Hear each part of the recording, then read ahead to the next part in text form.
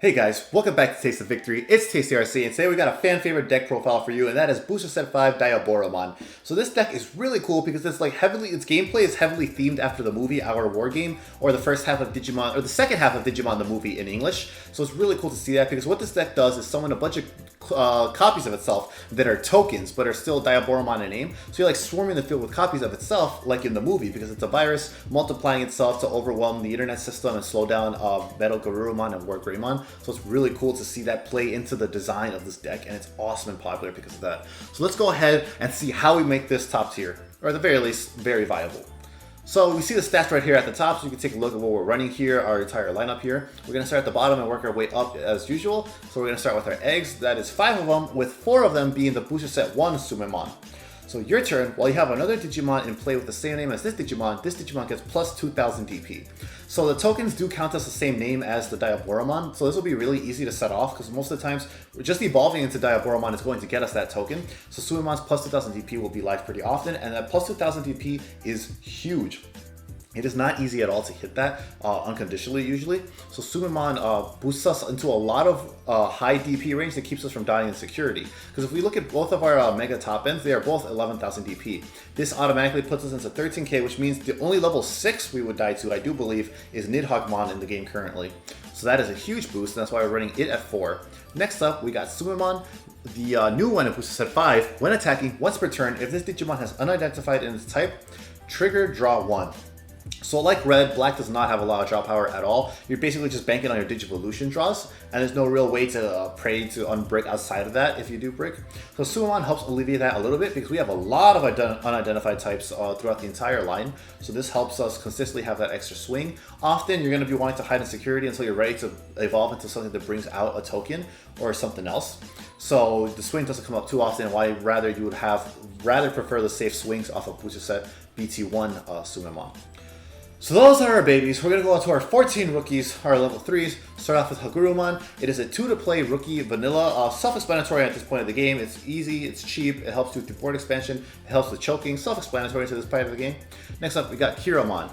Your turn, while you play another Digimon with the same name as this Digimon, trigger draw 1. Draw 1 card from your deck. So Keramon's great because it's also one of the other cards where it gets boosts off of a token being played. And the Diaboromons from the top have the ability to play a token off of their own Digivolution. And if not, we have Arata that'll play one once we Digivolve into a Diaboromon. So that draw is going to help us a lot. So between this and Tsumemon, we're really able to patch up our draw issue. But this is basically it. You got that one Tsumemon, you got that one Keramon, and after that, that's where your draw power ends. So we want to max out on that Keramon to help consistency a bit. Next up, we got 4 ToyAgumon. ToyAgumon is arguably one of the best rookie in black as a whole. It's super generic. It's just level 3 inheritable reboot. Unsuspend this Digimon to your opponent's unsuspend phase. So this is amazing in this deck because the name of the game here is, if not OTK, incredibly aggressive security checks with our top end. So you can check for like 3 security in one swing, and then ToyAgumon will reboot it, keeping it safe from being swung back at. Because yeah, we have boosts from Tsumemon, but those are our turns. So on their turn, they're 11,000 DP and relatively easy to swing over for most colors in this game at this point. So that reboot helps keep your Diaboromon alive. If you have DP that's high enough, you think it's safe to swing, you can swing at an earlier level. If you survive, it'll reboot, keep you alive. So ToyAgumon is incredible for that versatility. Next up, we got the new Booster Set 5 Keramon. 3 to play, 2000 DP, on play, reveal 5 cards from the top of your deck, add 1 Digimon card with unidentified in its type, and 1 Arata Sanada card among them to your hand. Place the remaining cards at the bottom of your deck in any order. So this is another one that helps with consistency. This is a searcher that a lot of colors got in this set. I know red has that like Agumon, blue's got like that Gabumon. So this is black's version of it. Reveal 5 is huge because that gives you a lot of chances of hitting your targets. And then you get 2 types of things you can hit. So many things in this deck are unidentified, like all the way up. Even Shademon is unidentified.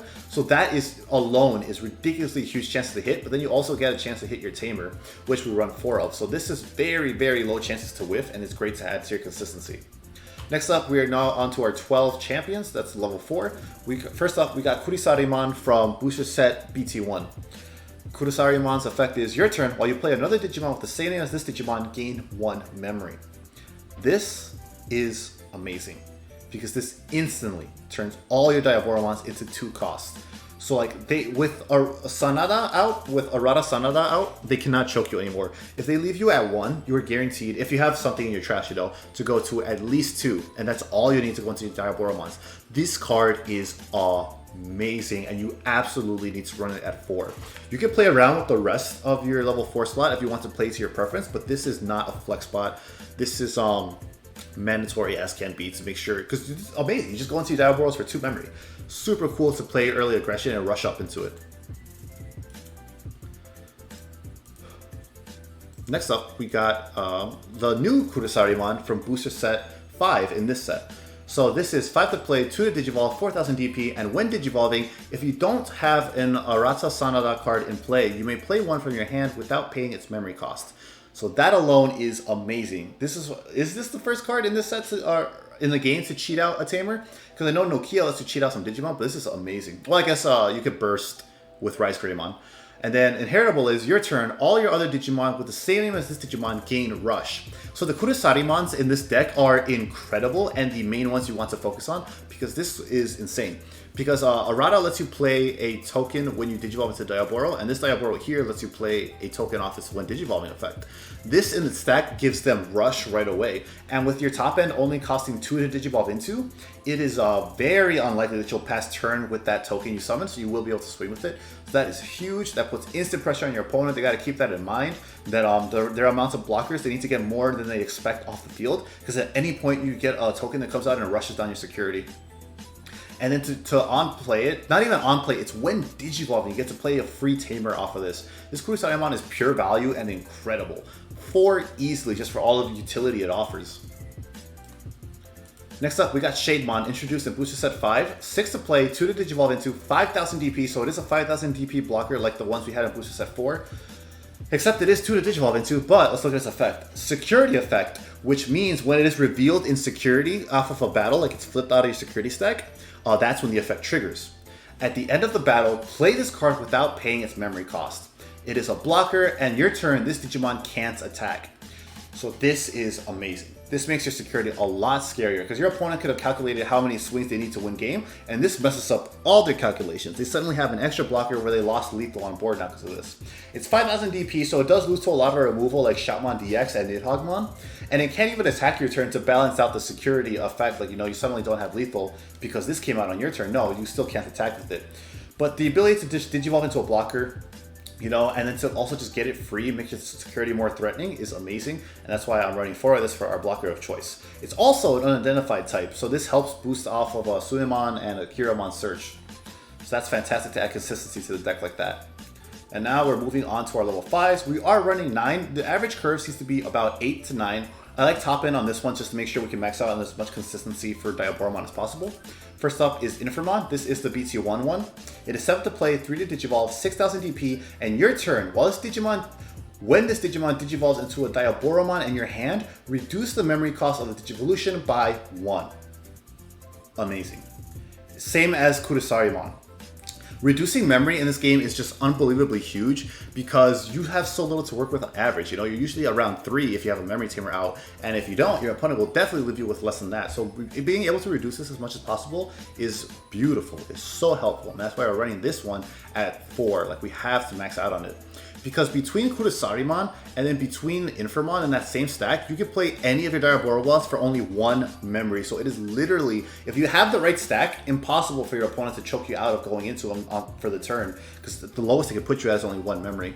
And even if you don't have Arata out, as long as you have this perfect stack, you could go into it. So Infermon is incredible just for reducing memory. That is so huge, huge momentum swinging. Next up, we got WaruMonzaemon. So WaruMonzaemon is really interesting because every other color has had a 2 to Digivolve into level 5 vanilla. But for some reason, Black did not get theirs until Booster Set 5 this set. And for some reason, it is a rare. Everyone else is a common or uncommon. I think only commons, right? I don't know what they were doing. Like, clearly Bandai wised up and realized, hey, this is actually really good having a 2-cost vanilla. Let's make it a rare. That is so unfair. The life of a Black player is so hard. Like, man, why is this color treated like this, Bandai? What the heck? So we got WaruMonzaemon, 2 to Digivolve into. We are running this at 3 because that 2 to Digivolve into is huge though. It's a reason it's good because you can turbo up into your top end. You could don't have to worry about paying 3. You could just go into this guy if you have enough memory. Maybe still even go into your Mega depending on what your opponent left you at. So yeah, that is really unfortunate for your opponent, but not for us, because we get to quickly turbo out. So that is good for that. Yes, it is a vanilla, but being able to just quickly get through those power levels is really useful. And then if you brick, it is only 5 to play, so it doesn't feel bad to hardcast at all, as opposed to the other Infermons, which are 7. Next up, we do have the new Booster Set 5 Infermon. This is 7 to play, 3 to Digivolve, 6000 DP, and your turn, or rather, its effect is your Keramon can Digivolve into this card in your hand for a memory cost of 4, ignoring this card's Digivolution requirements. And then its inheritable is, on deletion, you may play 1 Diaboromon token without paying its memory cost. Okay, so that first effect, you are really not likely to set it off that often. It's very few times that it's come up in testing, and when you do, you are missing out on some incredible inheritables from Kurisarimons, so it's really not that crucial. Like, I would not prioritize it, and that's why it's really only at 2, but sometimes skipping that level outpaces your opponent. They didn't see it coming, and it gives you a huge advantage. So that option being there is nice. And then we have the inheritable, which punishes swinging into our guy a little bit. Like, it makes it that little more, just a bit threatening to swing into and get rid of our stack. Because now we got a token on our turn next turn that we didn't have that could potentially let us go into something else more threatening. But it's not a crucial card to this deck at all. The others are way more important, which is why it's only at 2.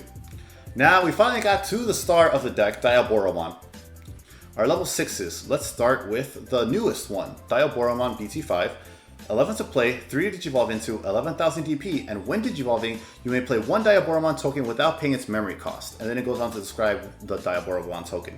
So this card's amazing because you could go into this for 1 off of that God stack, or even just for 2 if you get any of the, at least one of those in the stack, and then you still get another token out. If you have the other Kurisarimon, it gives it Rush, and if you have Arata out, it will give you 2.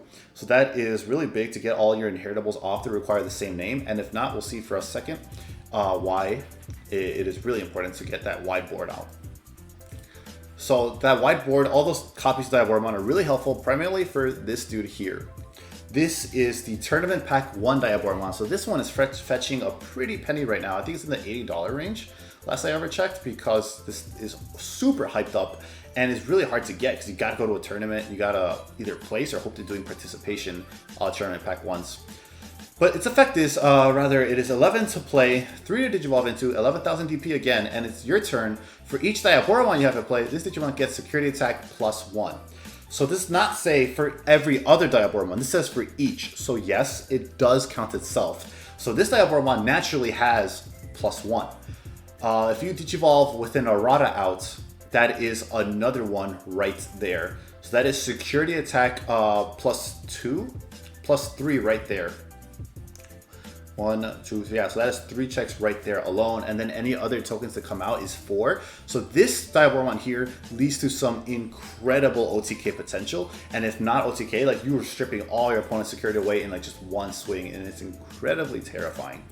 And then this guy with the perfect stack will only cost 1 to Digivolve into, and if you have, and not even, even if you don't have that, it's with as long as you have one of the other like Infermon, and then you go into Kurisarimon. This guy already has 3 security checks. Then you got this one's inheritable, so those tokens could also swing if you have this in the stack. So this guy OTKs like crazy if your opponent is not prepared for it. It is so cool how aggressive it is, and that combos together really nicely with the rest of the deck to just OTK your opponent out of nowhere. Just play that token with Arata, get rushed with the tokens, swing with all the security checks. It's amazing. Next up, we got our only level 7 in the deck, and that is Armageddemon. 15 to play, 3 to Digivolve into for a level 7 is insane alone. 15,000 DP, comparable to the highest DP in the deck, or rather in the game right now, Omnimon. And then, even though 3 to Digivolve is already pretty crazy, we also have when playing this card from your hand, you may delete one of your Diaboromon token to reduce this card's play cost by 12, which means it is only 3 to play if you got a token out. It also has Rush, so it can attack that same turn. And then all turns, when when Digivolving effect on level 7 Digimon don't activate. So that's really cool theming right there, because it hard counters Omnimon, which is its arch rival from the movies. So that's cool that it shuts it down right there.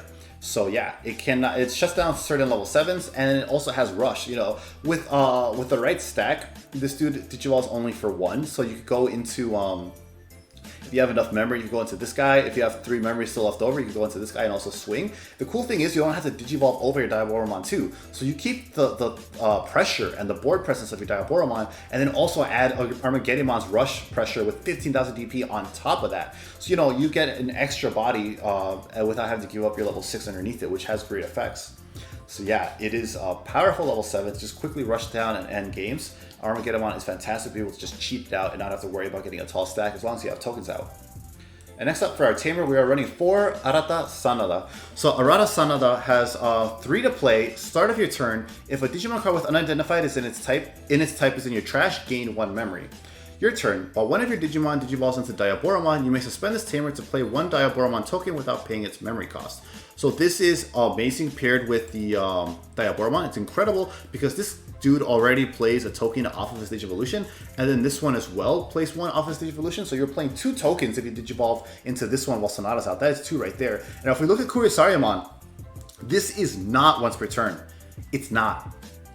So you can go into this guy, gain 2 memory off this. If you have Infermon, this is already 2 to Digivolve into. So if you're at 3, you go right back to 3, and then you have pop 1 token to get into Armageddemon. You still have another Armageddemon on the field, or rather another token on the field.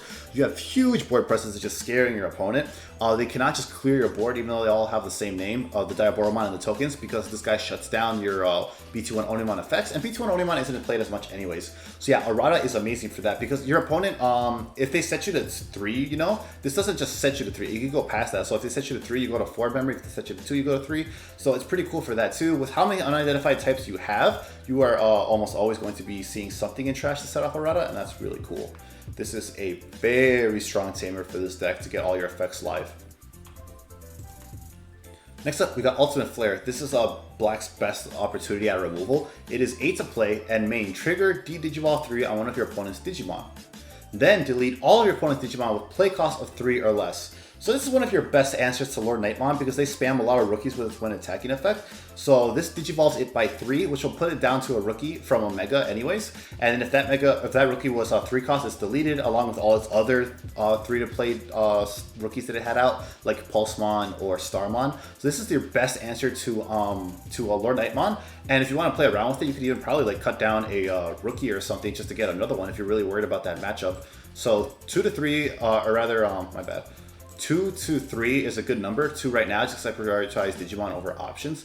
But it is good comeback potential. 8's pretty expensive, but you're going to be at 3 often, so I give them 5. As long as you clear the board or close to it, it's not too much memory to come back from, especially since they're going to be stuck in raising. They're going to have so many sickness, whatever they do end up playing off of the memory you give them, while all your guys have rush. So that is this deck, a very fun Diaboromon build. It's super cool, just cheating out all these effects. You feel like you're cheating, like you're really the villain with Diaboromon here, playing all these megas for only 1 cost or 2 costs, getting all these memory off of the tokens, cheating, searching like crazy. It's fun, I like it a lot. I hope this build works for you, and let me know how it does work for you if you end up using it. I'll see you guys in the next video, and remember to stay hungry until you get a taste of victory.